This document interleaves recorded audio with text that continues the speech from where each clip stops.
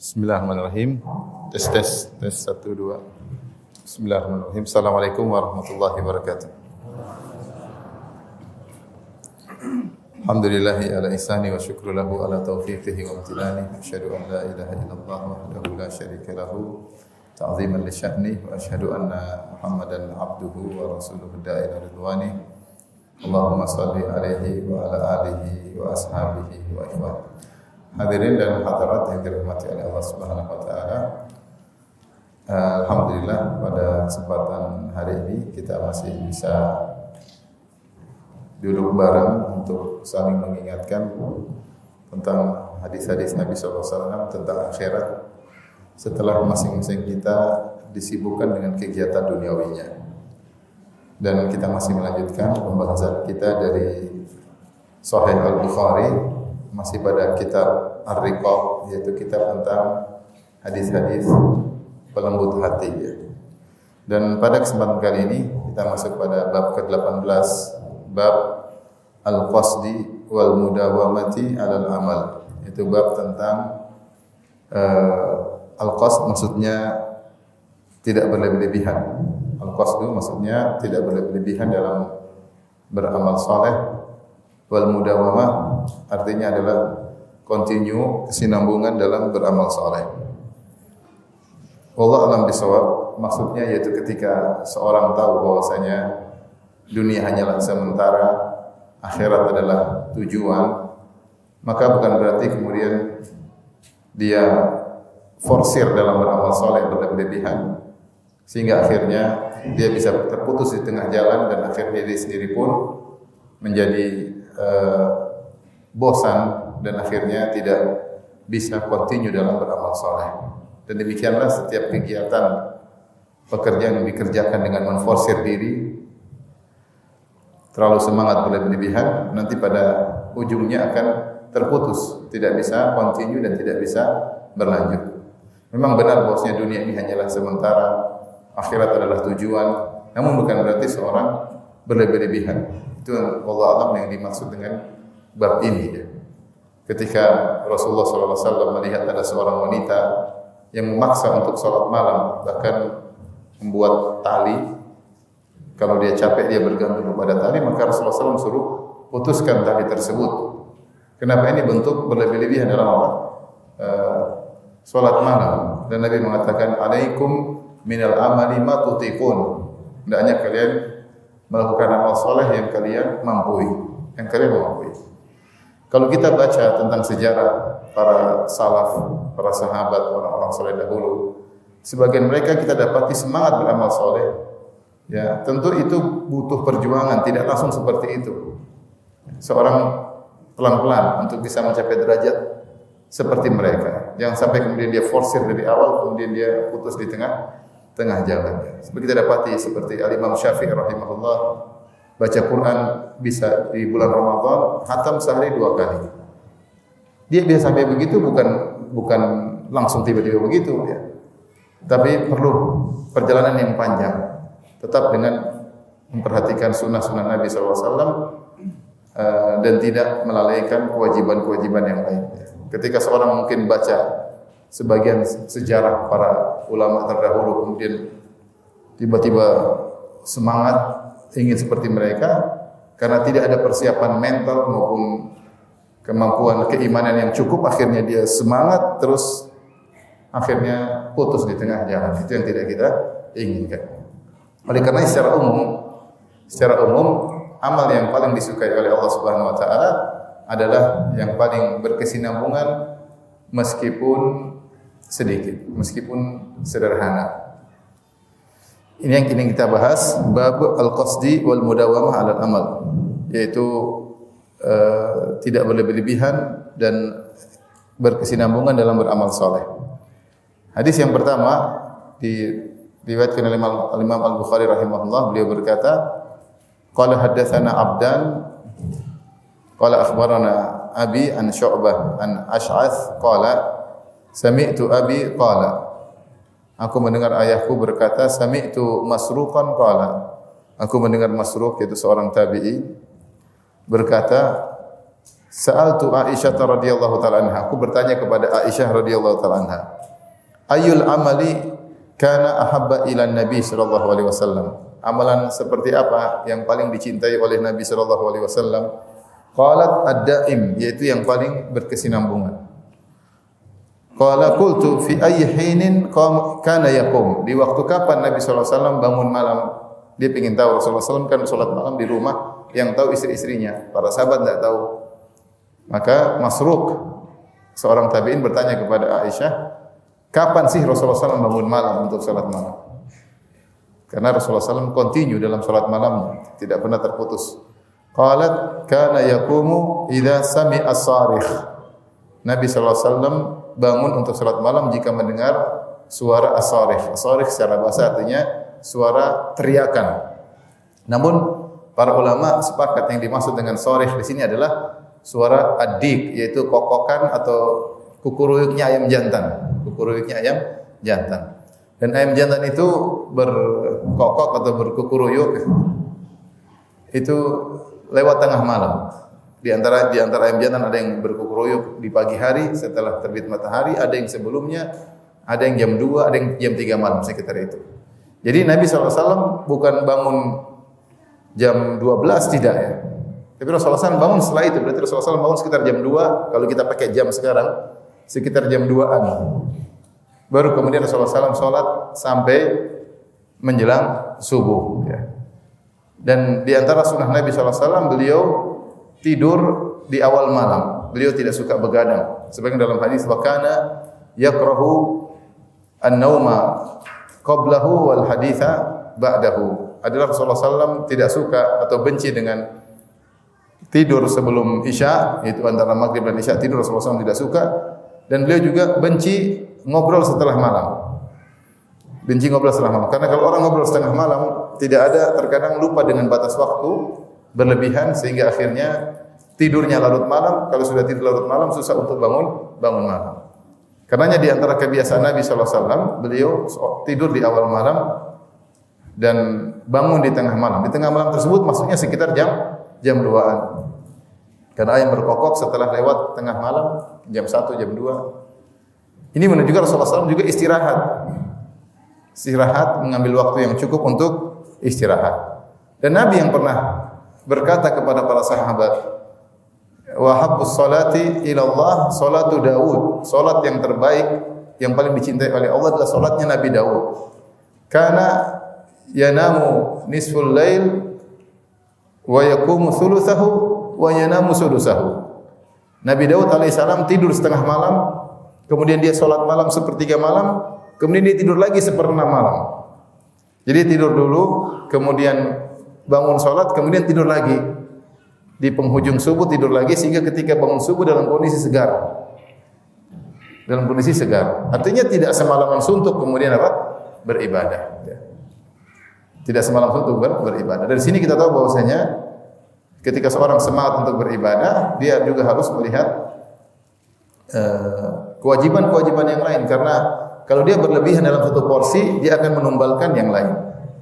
Misalnya seorang sholat malam dari pagi, dari malam, pada isya sholat sampai subuh.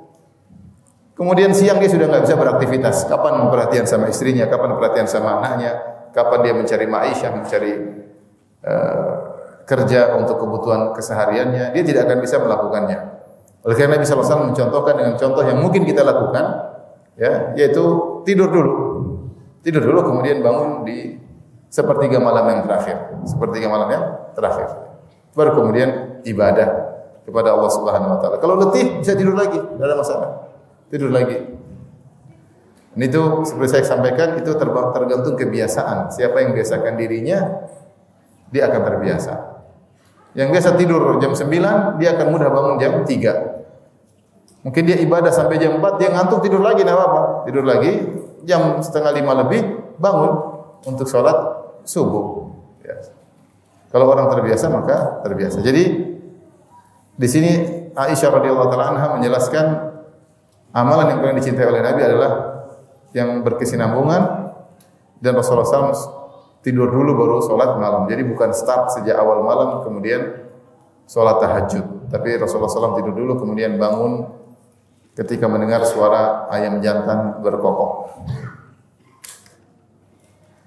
Baik. Hadis berikutnya, qala hadatsana Qutaibah an Malik an Hisham bin Urwah an abihi an Aisyah annaha qalat. Dari Aisyah radhiyallahu taala anha, beliau berkata, kana ahabbal amali ila Rasulullah sallam, amalan yang paling dicintai oleh Nabi sallallahu alaihi wasallam, alladzi yadumu alaihi sahibuhu, yang pelakunya continue dalam amal tersebut. Itu yang paling dicintai oleh Nabi sallallahu alaihi wasallam. Dan kalau itu yang paling dicintai oleh Nabi, berarti paling dicintai oleh Allah Subhanahu wa taala.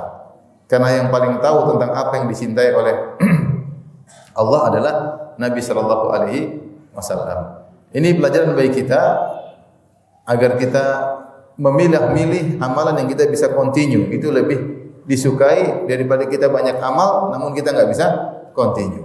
Enggak bisa continue. Maka milikilah wirid harian. Wirid harian maksudnya misalnya baca Quran sehari berapa yang kita mampu kira-kira. Kita boleh mulai dari misalnya 2 halaman, tapi kita enggak pernah berhenti. Nanti kalau kita mendapati diri kita punya semangat, kita boleh naikkan 3 lembar. Kalau kita punya dapat diri kita semangat, naikkan setengah juz misalnya. Tapi kita coba. Yang penting continue, itu yang paling dicintai oleh Allah Subhanahu wa taala. Daripada banyak tapi terputus. Nanti libur lagi seminggu baru amal lagi. Libur 3 hari, amal lagi. Karena Allah Subhanahu wa taala ingin rahmatnya berkesinambungan. Dan ketika kita beramal soleh, kita enggak pakai logika kita pakai aturan syariat. Nabi yang bilang, ahabul a'mali ilallah adwamuha wa inqal. Amalan yang paling dicintai oleh Allah adalah yang paling berkesinambungan meskipun apa? Sedikit. Continue. Kita bisa bantu keluarga sedekah sebulan berapa yang kita merasa mampu. Ya, misalnya kita bantu keluarga 1 juta misalnya, kalau kita punya penghasilan berlebihan 1 juta, tapi continue, lebih Allah suka daripada tiba-tiba sekian terus berhenti enggak pernah lagi. Ya. Maka kita mengukur diri kita dalam beramal saleh. Di sini fikih bagi kita untuk mengukur diri dalam beramal saleh. Pilihlah amal-amal saleh yang mungkin kita untuk continue di atasnya. Pengajian juga misalnya. Pengajian sehari 3 kali. Tidak juga. Seminggu 2 kali, seminggu 3 kali, seminggu sekali. Yang penting continue. Yang mungkin untuk kita bisa menjalankannya tanpa menumbalkan kewajiban-kewajiban yang lain. Misalnya ibu-ibu kajian sehari 3 kali. Terus kapan ngurus suaminya? Kalau kajian sehari 3 kali. Kapan ngurus anaknya? Saya kajian sehari 3 kali. Kenapa Bu banyak sekali? Suami saya sudah meninggal. Itu lain cerita. Suami masih ada, terus siapa yang ngurus suaminya? Yang namanya suami juga pengen diurus, pengen dimanja, pengen ditertawain, pengen senyum-senyumin sama istrinya. Jadi lihat kemampuan kita, pilihlah amal yang kita bisa continue, ya, tanpa menumbalkan hak-hak yang lain. Tanpa menumbalkan hak-hak yang lain. Saya sering sampaikan tentang hadis Salman Al-Farisi radhiyallahu anhu yang menegur Abu Darda radhiyallahu taala anhu. Abu Darda terlalu semangat beribadah sehingga menumbalkan yang lain. Setiap kalau siang dia puasa, kalau malam dia salat malam sejak awal malam. Maka akhirnya Salman pun tidur di rumah Abu Darda untuk menegur Abu Darda. Ternyata benar, siang hari Salman berpuasa, malam hari sejak malam sudah salat malam. Istrinya tidak diperhatikan. Kalau ditinjau dari kenyamanan, dia merasa nyaman, dia merasa enjoy. Dengan salat malam jam 10 sudah salat malam sampai subuh, dia merasa enjoy. Tapi enjoynya kita bukan berarti benar. Enjoynya kita bukan berarti benar. Kita beribadah bukan ikut perasaan kita yang enak menurut saya, enggak. Yang benar menurut syariat. Yang benar menurut apa? Syariat. Yang bilang, saya enjoy kok. Saya beribadah sambil joget-joget sambil goyang kepala, saya enjoy. Bukan masalah enjoy kau rasakan, tapi ikut syariat. Akhirnya ketika Abu Darda radhiyallahu anhu berlebihan dalam ibadah, istrinya tidak diperhatikan. Dari situlah Salman akhirnya menegur Abu Darda. Dengan tegurannya dia berkata, inna li rabbika 'alaika haqqan, sungguhnya Rabbmu punya hak untuk kau ibadahi, boleh puasa, boleh salat malam, tapi ada waktunya. Wa li jasadika 'alaika haqqan, jasadmu juga punya hak, jangan kau zalimi, ya, jangan kau zalimi, ya. Perlu istirahat, ya. Wa li ahlika 'alaika wa li zawrika 'alaika haqqan, tamumu juga punya hak. Wa li ahlika 'alai haqqan, istrimu juga punya hak. Fa'ati kulladzi haqqin haqqan, maka berilah masing-masing haknya. Akhirnya Abu Darda lapor kepada Nabi sallallahu alaihi wasallam tentang perkataan Salman yang menegurnya. Apa kata Nabi sallallahu alaihi wasallam? Shadaqa Salman, Salman benar. Kenapa? Abu Darda berlebihan dalam beribadah sehingga ada kewajiban yang lain yang ditumbalkan. Maka dari sini ketika kita memilih ibadah yang mungkin kita lakukan, kita pilih yang benar-benar kita bisa kerjakan tanpa menumbalkan hak orang lain. Hak istri tidak kita tumbalkan, hak anak juga tidak, hak jasad juga tidak, hak orang tua, hak kakak dan adik. Jangan sampai seorang ibadah seenaknya sendiri. Seperti ada seorang, ini kenyataannya, seorang kemudian pergi, saya mau berdakwah. Taib, terus dia berdakwah, dia pergi 40 hari. Kemudian dia pergi, dia matikan HP, sebagian seperti itu. Taib, kalau istrinya ada apa-apa, gimana? Kemudian sudahkah dia meninggalkan kebutuhan yang cukup untuk apa? Istrinya. Terus haruskah 40 hari ya? Kayak haji reguler aja. Maksudnya haruskah segitu? Artinya mikirlah. Kita bukan ibadah, saya nyaman ketemu teman-teman belajar agama, tapi bukan masalah nyaman-nyamanan. Masalah ini syar'i atau tidak itu. Masalah syar'i atau tidak ya.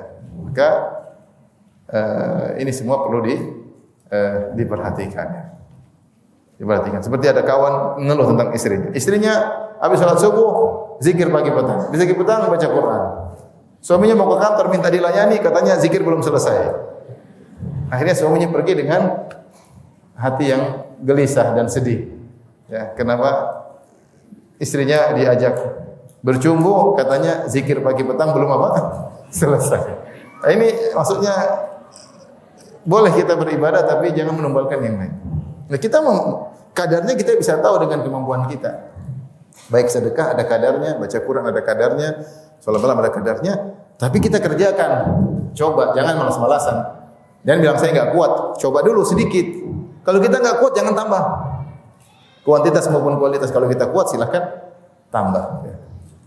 Jadi saya ingatkan kembali, bukan berarti ketika kita baca Kitabur Riqaq bahwasanya akhirat adalah nomor satu. Benar, tidak, kita ragu dunia cuma sebentar, kita akan ditinggal semua. Tapi bukan berarti kemudian kita jor-joran lupa bahwasanya dalam beribadah juga ada aturannya.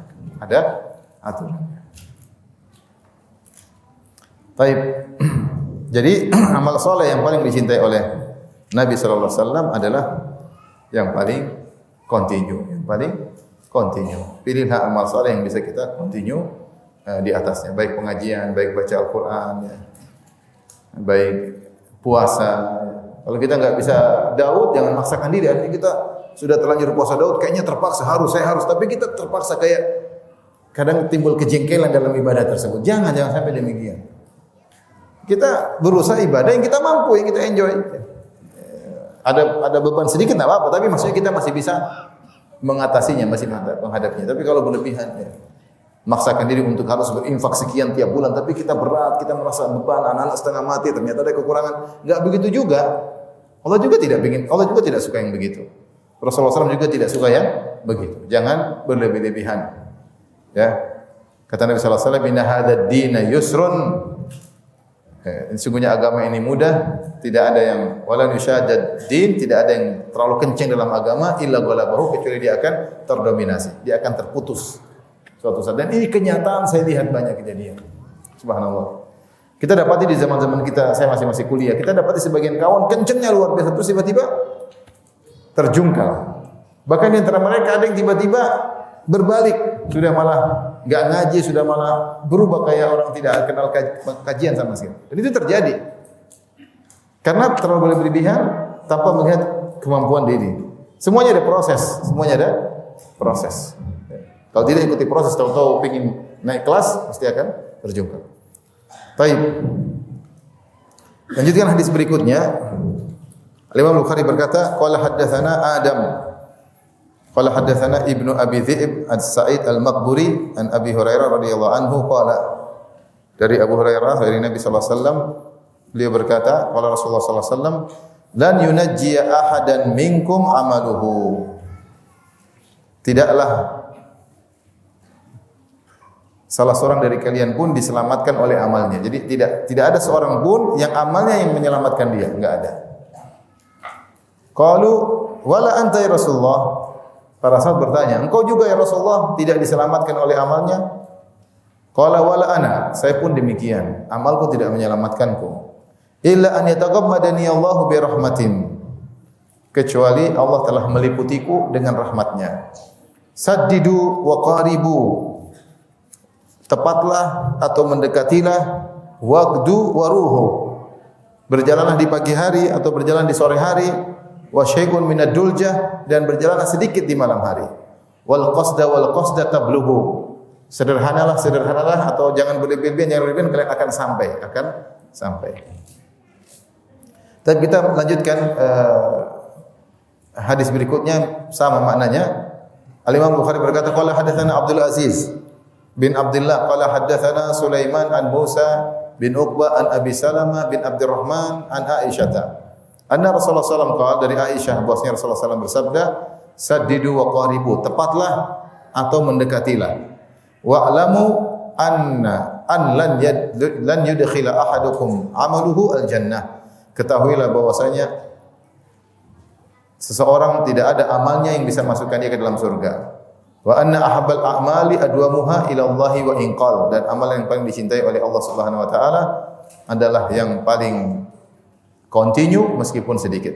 Dua hadis ini Rasulullah SAW menjelaskan dalam riwayat yang lain, lan yadkhula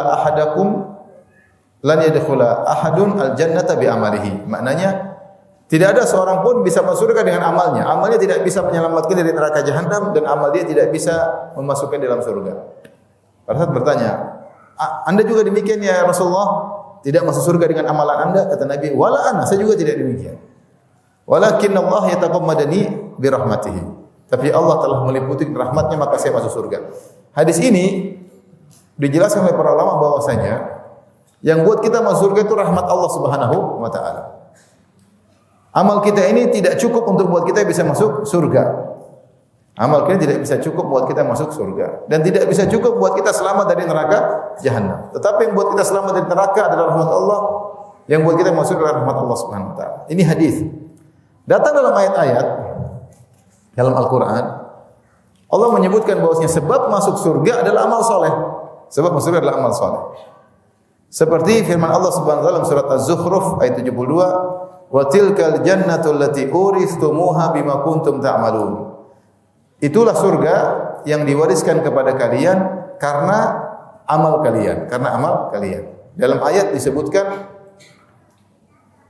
kalau seorang masuk surga karena amalnya. Kemudian juga dalam surat An-Nahl ayat 32 kata Allah Subhanahu wa taala, "Salamun alaikum udkhulul jannata bima kuntum ta'malun."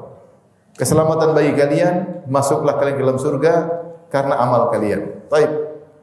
Dalam Al-Qur'an banyak ayat-ayat menunjukkan seorang masuk surga karena amal soleh selama di dunia.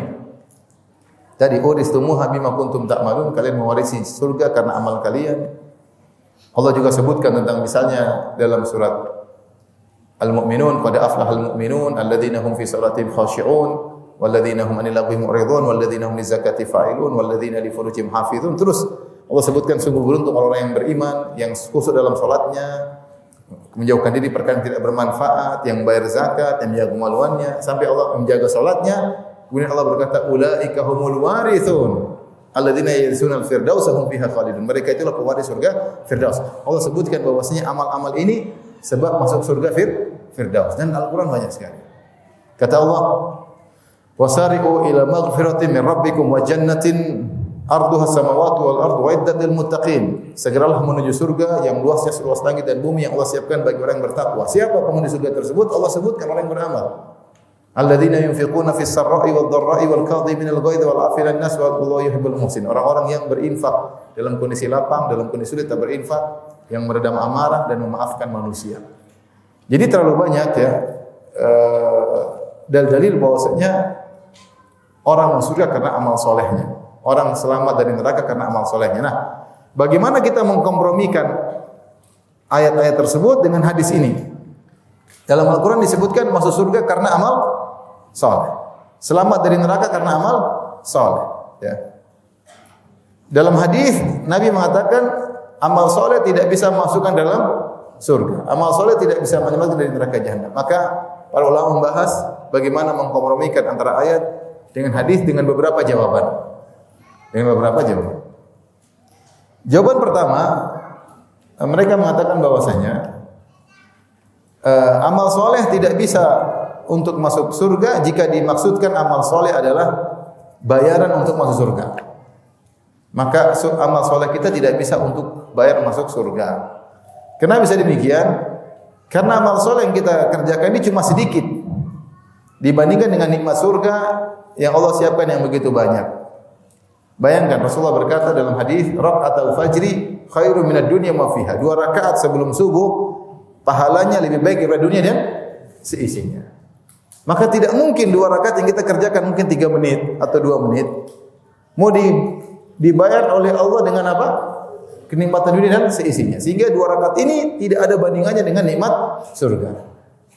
Sehingga maksud Nabi bahwasanya amal soleh kalian tidak bisa masuk dalam surga, maksudnya amal soleh tersebut bukanlah tiket untuk masuk surga, bukan, karena tidak bisa untuk bayar surga.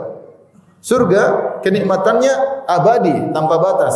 Amal soleh kalian terbatas. Kita beramal soleh kalaupun kita rajin paling 50 tahun, 60 tahun kemudian meninggal dunia. Sementara ganjaran yang Allah siapkan abadi selama-lamanya. Maka sesuatu yang terbatas tidak bisa untuk membayar sesuatu yang abadi. Secara logika demikian. Sesuatu yang terbatas tidak bisa membayar sesuatu yang abadi. Kita saja di dunia, kalau kita punya bos, kasih gaji kita 100 juta per bulan. Ada bos kita, kamu saya gaji 100 juta per bulan. Kita ditelepon kamu saja kita pasti siap. Mau jam 1 malam, siap. Mau suruh kemana, kemari, siap. Mau pergi ninggalin istri, siap. Kenapa gajinya 100 juta? Dan itu sedikit. Itu pun kita merasa sudah kebanyakan dengan kerjaan kita yang tanpa batas. Nah, kita cuma sholat 2 rakaat sebelum subuh, pahalanya dunia dan seisinya. Lebih baik lagi. Bukan cuma seisinya, khairun, lebih baik dari dunia dan seisinya. Dari sini para ulama memahami bahwasanya amal sholat kita bukanlah bayaran untuk apa? Surga. Enggak bisa. Karena amal sholat kita ini cuma apa? Sedikit, enggak ada nilainya. Itu di antara tafsiran. Di antara tafsiran juga perlu mengatakan seorang tidak mau surga dengan amalnya, tetapi dengan rahmat Allah Subhanahu wa taala. Kenapa? Karena tidaklah seorang terbetik untuk bisa beramal soleh kecuali hatinya digerakkan oleh Allah. Dan hatinya digerakkan oleh Allah itu adalah kasih sayang Allah kepadanya. Rahmat Allah kepadanya. Kalau Allah tidak menggerakkan hatinya, dia tidak bakalan amal soleh. Meskipun 2 rakaat dia tidak akan kerjakan. Dia tidak akan baca satu halaman Al-Quran kalau Allah tidak gerakkan hatinya. Ketika dia digerakkan hatinya untuk baca Al-Quran meskipun sehalaman, sholat meskipun 2 rakaat, menunjukkan itu rahmat Allah. Sehingga sungguhnya seorang itu masuk surga karena rahmat Allah. Kalau bukan karena rahmat Allah, dia tidak akan bisa beramal apa? Soleh. Benar, amal soleh sebab masuk surga, tapi yang menyebabkan timbulnya amal soleh adalah rahmat Allah Subhanahu wa taala. Makanya di antara cerita yang menarik, saya baca di antara dalam kalau tidak salah dari Baghdad, ada seorang wanita, budak wanita, dia salat malam.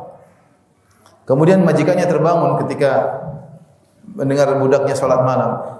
Dalam salat sujudnya sang budak mengatakan, "Ya Allah, aku bertawasul dengan Engkau, bertawasul dengan kecintaanmu kepadaku."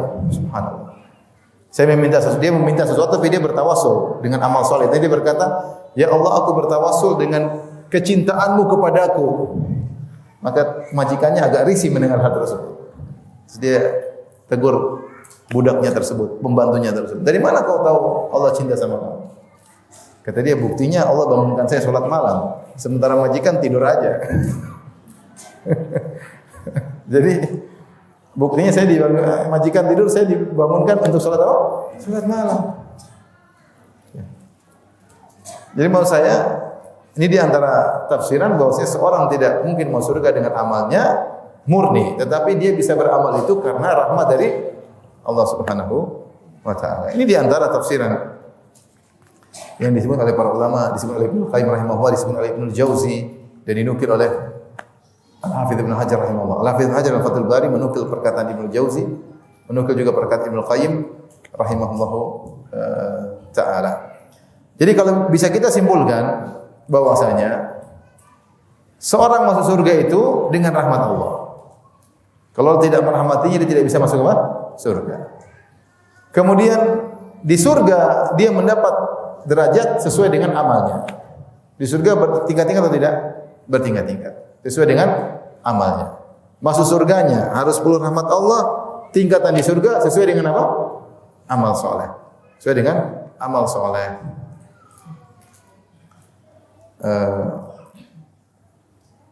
Karena amal kita itu tidak ada apa-apanya. Dari sini sampai para sahabat bertanya kepada Nabi, "Wala anta ya Rasulullah? Apakah Anda juga tidak masuk surga karena amal Anda?" Kata Nabi, "Wala ana, saya pun tidak masuk surga karena amal saya. Walakin ayyataghammadani Allah bi rahmat." Tapi Allah memenuhi aku dengan meliputi aku dengan rahmatnya. Taghammud diambil dari kata ghamd. Ghamd bahasa Arab ghamdus saif artinya sarung pedang. Kalau sarung sudah dimasukkan dalam pedang dimasukkan dalam sarungnya, sarung itu disebut sarung pedang namanya ghamd. Ghamdus saif. Jadi seakan-akan Nabi mengatakan, saya ini masuk surga bukan karena amal saya, tapi karena Allah menutupiku dengan kasih sayangnya. Allah menutupiku, menaungiku, memenuhiku dengan kasih sayang. Rahmat Allah sangat luas. Kalau Allah tidak memberi rahmat kepadaku, aku tidak bakalan bisa masuk surga Allah Subhanahu wa taala. Nah, hadis ini menjadikan kita tidak ujub dengan amal yang kita lakukan.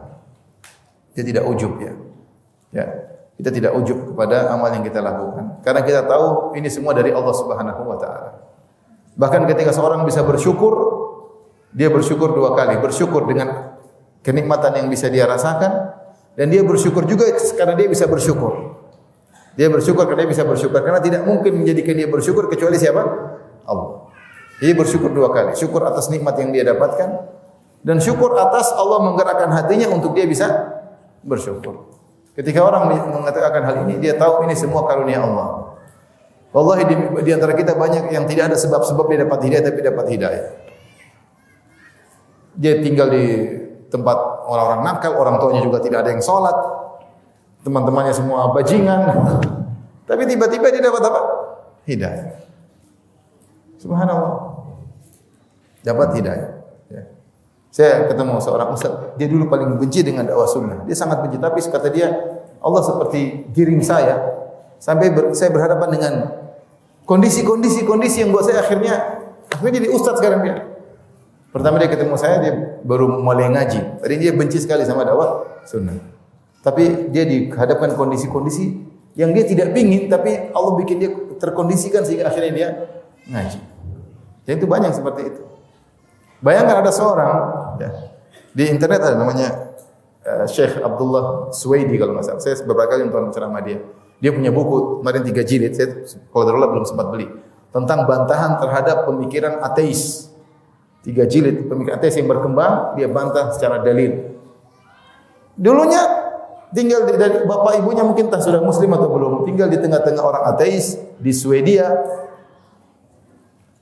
dari kafir, dari ateis, kemudian dapat hidayah, kemudian masuk Islam, kemudian belajar di Islamic University, sekarang jadi syekh. Siapa yang bisa Allah cabut dia dari tengah-tengah comberan, kemudian dibersihkan, kemudian sekarang ada ceramah di YouTube. Jadi itu banyak ya, artinya dia sendiri tidak tahu, tiba-tiba Allah kasih apa? Hidayah. Itu semua rahmat Allah Subhanahu wa taala. Kita kalau mau keluar lihat manusia banyak yang habiskan waktunya nonton ini, nonton ini, buang-buang umur. Tapi alhamdulillah di sela-sela kesibukan kita duniawi kita bisa ngaji, kita bisa ingat akhirat. Kita sadar umur kita tidak lama. Itu semua rahmat Allah Subhanahu wa taala. Maka seorang betapapun dia melakukan amal soleh, ya, maka dia tahu itu semua karunia Allah. Dia jangan ujub, jangan dia merasa bangga, jangan dia merasa apa? Sombong. Lihat, kita bandingkan Islam dengan luar Islam. Lihat berapa banyak miliar orang, miliar banyak yang nyembah sapi. Banyak miliar atau tidak? Miliaran nyembah sapi. Ya. Sapi hewan ya. Yang susunya bisa kemudian disembah. Di antara lihat video ada yang kencingnya ditunggu. Begitu si kencing, terus dicari keberkahan. Subhanallah. Dan kalau kita nggak, alhamdulillah. Mereka bukan orang bodoh. Mungkin mereka kalau sekolah sama kita, mungkin mereka ranking 1, kita ranking 25. Tapi IQ tidak sama dengan iman. Yang nyembah sapi banyak orang-orang pakar IT, orang-orang hebat ya. Tapi nyembah sapi, otaknya kemana Allah alam. Yang nyembah Nabi Isa miliaran. Nabi Isa disembah. Nabi yang makan, minum, buang hajat, ketakutan, ngantuk, tidur. Apalagi diyakini dibunuh, Tuhan dibunuh. Yang nyembah miliaran. Kita alhamdulillah. Kondisi ekonomi mungkin tidak seperti mereka, tapi alhamdulillah. Ini semua rahmat Allah Subhanahu wa taala. Makanya betapapun kita telah mencapai ibadah, jangan pernah sombong. Lihatlah Nabi sallallahu alaihi wasallam, dia tidak sombong sama sekali. Yang pintu surga tidak terbuka kecuali Nabi yang mengetuknya. Kalau Nabi tak ketuk, tidak dibuka pintu surga. Penjaga surga mengatakan, engkaulah kami diperintahkan untuk membuka pintu. Nabi mengatakan, saya pun amal saya tidak cukup untuk membuat saya masuk surga. Tetapi Allah meliputiku dengan rahmatnya. Taib. Kita lanjutkan. Di sini Rasulullah SAW berkata,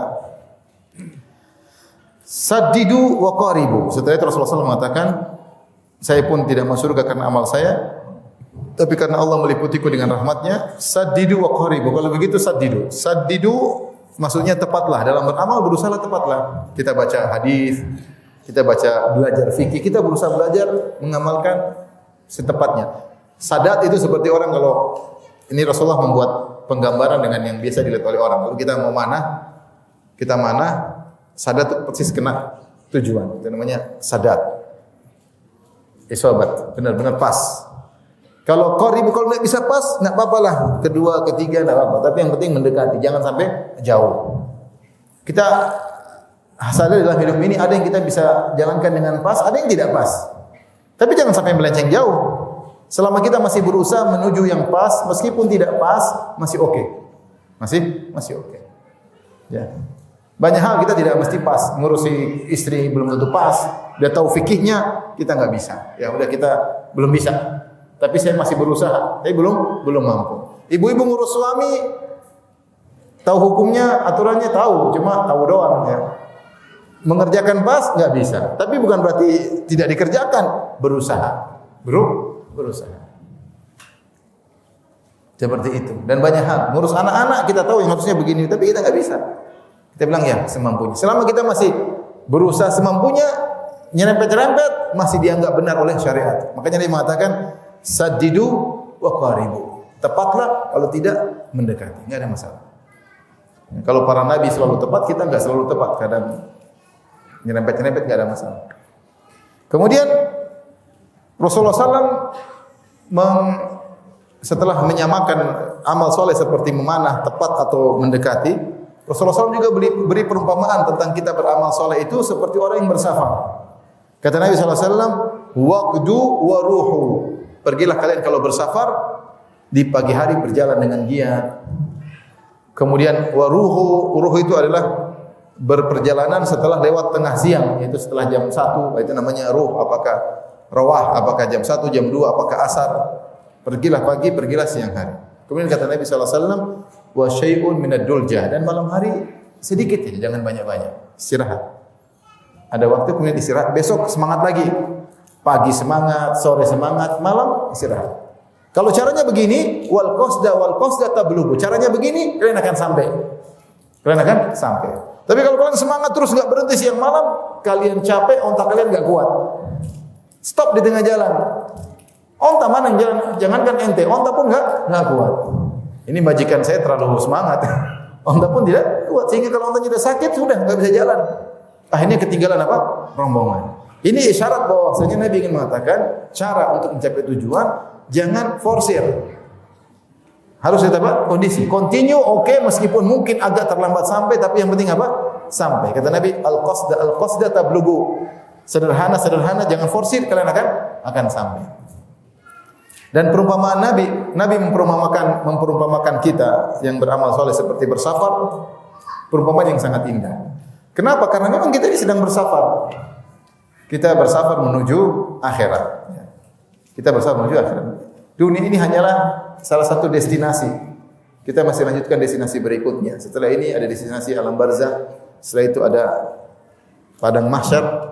Baru kemudian destinasi berikutnya sirat, kemudian surga atau neraka. Surga atau neraka. Oleh karenanya dalam perjalanan tersebut, dalam beribadah kita harus menata. Pagi semangat, sore semangat, malam harus ada istirahat. Harus ada istirahat. Jangan sampai forsir akhirnya kita mandek di tengah jalan, tidak sampai pada tujuan. Ini terkaitan dengan hadis bab yang sedang kita bahas. Dan sebagian ulama mengatakan ibadah di malam hari meskipun sedikit nilainya besar. Makanya Rasulullah SAW mengatakan wa syai'um minad duljah, dan perjalanan sebentar di malam hari. Ini isyarat ikhwan dan akhwat Bapak dan Ibu rahmatillah subhanahu wa taala, jangan sampai tinggalkan ibadah di malam hari. Kalau bisa salat malam meskipun 10 menit, oke, tidak apa-apa. Itu faedahnya luar biasa.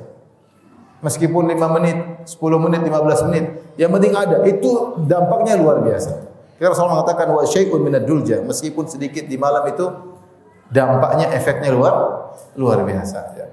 Jadi untuk memperkuat perjalanan menuju akhirat harus ada ibadah di malam hari meskipun sedikit. Dan itu sekedar butuh latihan. Ya, kita biasakan diri, hasilnya kita akan terbiasa. Taib, hadis berikutnya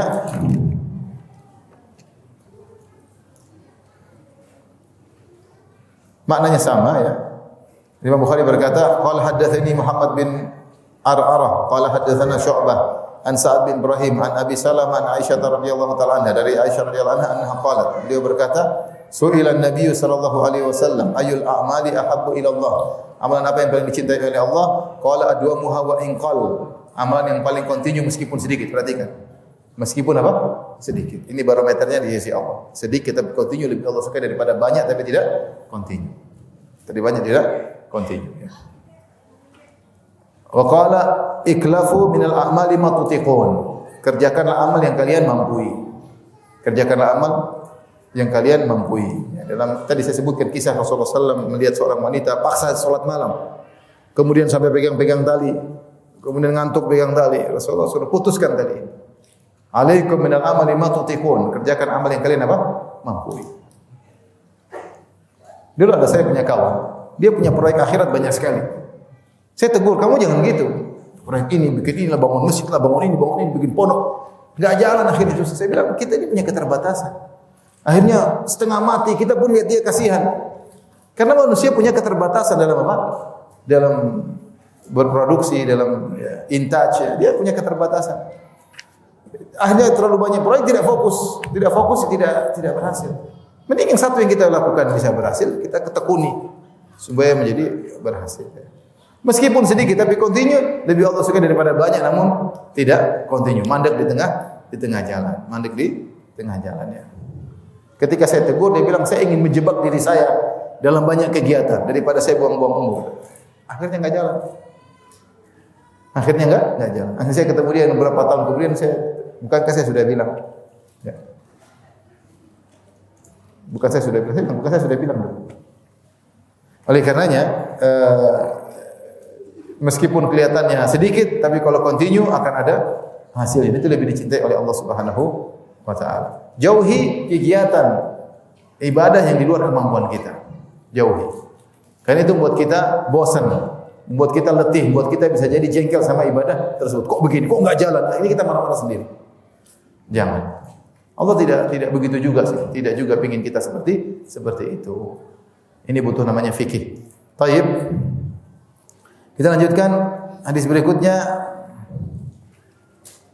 Qala haddatsani Utsman bin Abi Syaibah qala haddatsana Jarir an Mansur an Ibrahim an Alqamah qala sa'altu ummul mu'minin Aisyah qultu. Dari Alqamah rahimahullah dia berkata, aku bertanya kepada Aisyah ummul mu'minin, aku berkata, ya ummul mu'minin, wahai ibunda kaum mukminin, kaifa kana amalun Nabi sallallahu alaihi wasallam? Bagaimana amal Nabi sallallahu alaihi wasallam? Hal kana yakhussu syai'an minal ayyam? apakah Nabi mengkhususkan hari-hari tertentu untuk beramal soleh? Qalat la, Rasulullah tidak pernah mengkhususkan amal tertentu. Kana amaluhu dimah. Rasulullah itu amalannya dimah, itu continue.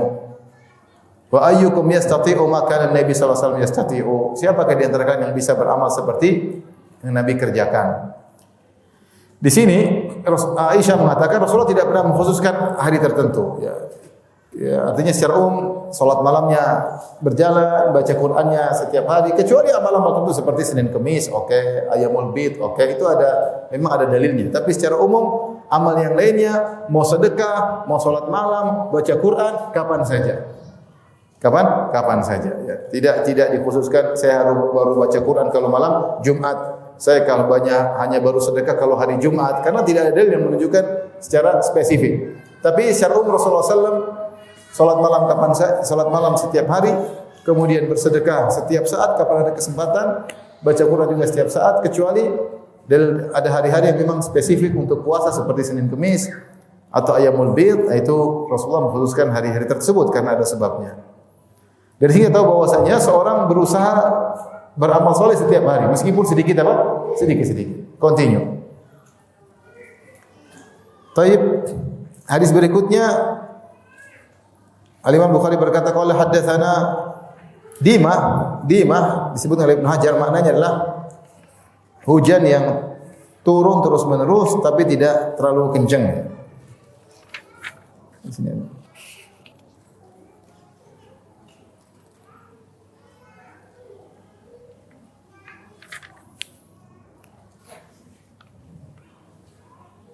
Kata Ibn Hajar, wa dimatu fil asl al matar al mustamir ma'a sukunin bila ra'din wala barak. Namanya dimah asalnya bahasa Arab artinya hujan yang turun terus menerus tapi tanpa ada guntur, tanpa ada gemuruh, tidak keras, stabil. Itu kalimat dimah. Ini menggambarkan ibadah Nabi seperti itu, stabil, ya, tidak memforsir diri, ada waktu istirahat, kemudian ibadah stabil. Maka seorang berusaha beribadah seperti itu yang bisa dia lakukan secara kontinu. Baik, hadis berikutnya qala hadatsana Ali bin Abdullah qala hadatsana Muhammad bin Zabriqan Az-Zibriqan qala hadatsana Musa bin Uqbah an Abi Salamah bin Abdurrahman Aisyah an Nabi sallallahu alaihi wasallam, dari Aisyah radhiyallahu anha Nabi sallallahu alaihi wasallam bersabda, saddidu wa qaribu wa abshiru, tepatlah atau mendekatkanlah, wa abshiru bergembiralah, fa innahu la yudkhilu ahadan al-jannata amaluhu, sungguhnya tidak seorang pun masuk surga dengan amalnya. Qalu wala anta ya Rasulullah, tidak juga engkau ya Rasulullah. Qala wala ana, tidak juga aku, illa an yataghammadani Allahu bi maghfiratin wa rahmah, hanya saja Allah meliputiku, memenuhiku dengan ampunannya dan rahmatnya. Ya. Taib, ini juga maknanya sama ya, Rasulullah jelaskan bahwasanya ada tambahan. Aku masuk surga karena rahmat dan ampunan. Aku masuk surga karena rahmat dan ampunan. Dan ini mengingatkan saya tentang perkataan Nabi Nuh alaihissalam ketika telah datang banjir bah, bahwasanya seluruh manusia akan dibinasakan dengan banjir yang luar biasa tersebut. Nabi Nuh berkata kepada orang-orang yang beriman, wa qala irkabu fiha bismillahi majraha wa mursaha inna rabbi laghafurur rahim. Kata Nabi Nuh, naiklah kalian ke atas kapal, ucapkanlah bismillah ketika berlabuh dan kita bersandar, inna rabbi laghafurur rahim, sungguhnya Rabbku Maha Pengampun lagi Maha Penyayang. Al-Alusi ketika menjelaskan ayat ini rahimahullah, beliau berkata, Nabi Nuh ketika mengatakan kita bakalan selamat, dia tidak mengatakan karena kita beriman, karena kita bertakwa, tapi dia mengatakan inna rabbi laghafurur rahim. Kita ini selamat karena Allah Maha Pengampun. Kita ini selamat karena Allah Maha Pengampun. Kita aja kalau Allah mau hitung dosa kita secara detail, kita enggak ada yang selamat. Enggak ada yang antara kita yang bisa selamat. Dosa terlalu banyak, dosa mata, dosa telinga, dosa hati, banyak pelanggaran, sombong, suudzon sama orang, tiap hari kita lakukan, merendahkan orang, meremehkan orang, merasa kita lebih hebat, mata melihat aurat yang terbuka, telinga mendengar ghibah dan namimah, banyak sekali, hati yang suudzon, dan banyak, tiap hari kita maksiat. Kalau Allah mau menghukum kita dosa demi dosa, kita enggak ada yang selamat. Tapi Allah bisa masukkan orang dalam surga karena apa? Ampunannya. Di sini ada tambahan. Jadi Rasulullah mengatakan, aku ini masuk surga karena apa? Rahmatnya dan ampunan. Maka kalau kita seorang sudah diampuni, Allah masuk surga. Tapi hadis yang terakhir, qala haddatsana Ibrahim ibn al-Munzir qala haddatsana Muhammad bin Fulaih qala haddatsani Abi an Hilal bin Ali an Anas bin Malik radhiyallahu taala anhu. Dari Anas radhiyallahu anhu beliau berkata, sami'tuhu yaqul. Aku mendengar Anas berkata, ya, inna Rasulullah sallallahu alaihi wasallam lana yauman as-salata. Suatu hari Rasulullah sallallahu jadi berkata Ali, aku mendengar Anas berkata, Rasulullah sallallahu suatu hari salat mengimami kami. Dalam riwayat disebutkan salat zuhur. Thumma raqiyal mimbar. Kemudian Rasulullah SAW naik ke atas mimbar. Fa asyara bi yadihi qiblatil masjid. Rasulullah SAW mengarahkan tangannya ke arah masjid, ke arah kiblat. Kemudian Rasulullah SAW berkata, "Qad uritul ana mundu sallaitu lakumus salata al jannata wan nar. Mumatsalataini fi qubuli hadzal jidar." Sejak aku salat tadi mengimami kalian, aku diperlihatkan oleh Allah di dinding masjid surga dan neraka, seperti ada visual Allah tambahkan. Tapi para sahabat enggak lihat, yang lihat cuma siapa? Nabi SAW. Di dinding ini depan di arah kiblat masjid. Falam arakal yaumi fil khairi wa syarri. Aku tidak pernah melihat yang sangat buruk dan yang sangat baik seperti hari ini. Artinya surga begitu indahnya, neraka begitu mengerikannya. Falam arakal yaumi fil khairi wa syarri. Aku tidak pernah aku tidak pernah melihat seperti hari ini suatu kebaikan, suatu keburukan seperti kebaikannya surga dan seperti keburukannya apa? Neraka jahanam. Hadis ini dibawakan oleh Imam Bukhari di akhir pembahasan, ya, disebutkan oleh Ibnu Hajar rahimahullahu taala, beliau berkata, ya, isyara ila al-hathi ala mudawamatil amal li'anna man muthila al-jannatu wan naru baina ainaihi kana dzalika ba'ithan lahu 'ala al-muwadhabati 'ala at-ta'ah wal inkifaf 'anil ma'siyah. Hadis ini isyarat tentang semangat untuk continue. Siapa yang diperlihatkan surga dan neraka, sudah pasti dia akan apa? Semangat untuk continue dalam beramal saleh dan berhenti dari maksiat. Ya. Maka tidak ada yang bisa continue seperti Nabi. Kenapa? Karena Nabi yang melihat langsung neraka dan apa? Surga.